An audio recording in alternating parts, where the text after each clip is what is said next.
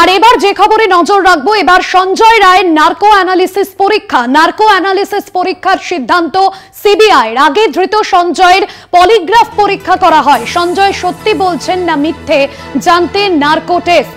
এবার সঞ্জয়ের narco analysis পরীক্ষা এবং সঞ্জয়ের যে নার্কো অ্যানালিসিস পরীক্ষার সিদ্ধান্ত নেওয়া হয়েছে সিবিআইর তরফে।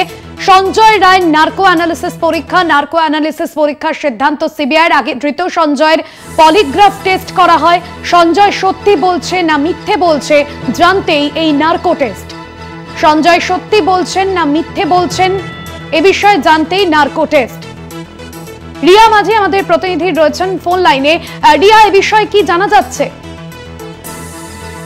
দেখো, তোমায় জানিয়ে রাখবো যে এর আগে আমরা দেখেছিলাম ধৃত সঞ্জয় তার পলিগ্রাফ টেস্ট হয়েছিল এবং এই পলিগ্রাফ টেস্টের পরে যে রিপোর্ট ও স্টেটাস রিপোর্টও সিবিআই জমা দিয়েছিল, যেটা কিনা দিয়েছিল সুপ্রিম কোর্টের কাছে। এবং তারপরেই যেটা দেখা যাচ্ছে, এবার সিবিআই যে সিদ্ধান্ত নিচ্ছে সেই সিদ্ধান্ত হচ্ছে নার্কো টেস্ট করানোর জন্য। মূলত এই টেস্টটা পলিগ্রাফ টেস্টের থেকে অনেক বেশি স্ট্রং বলে মনে করেন তদন্তকারী আধিকারিকরা, এবং সেই জায়গা থেকে দাঁড়িয়ে এই নার্কো টেস্টের সিদ্ধান্ত নিয়েছে। এবং সেই কারণের জন্যই সঞ্জয় রায় তাকে ইতিমধ্যেই প্রেসিডেন্সি জেল থেকে বার করেছে এবং ফিজিক্যালি তাকে প্রডিউস করা হবে আজকে শিয়ালদা কোর্টে, এবং সেখানে তার থেকে কনসেন্ট নেওয়া হবে। কারণ আমরা জানি যে এই ধরনের টেস্ট যদি কোনো অ্যাকিউজড সে যদি মানা করে, সেক্ষেত্রে জোর করে করা যায় না, এবং সেই কারণের জন্যই মূলত তার এই কনসেন্ট নেওয়া, এবং সেই কারণেই ফিজিক্যালি তাকে প্রডিউস করা হবে এবং প্রডিউস করে তার নেওয়া হবে।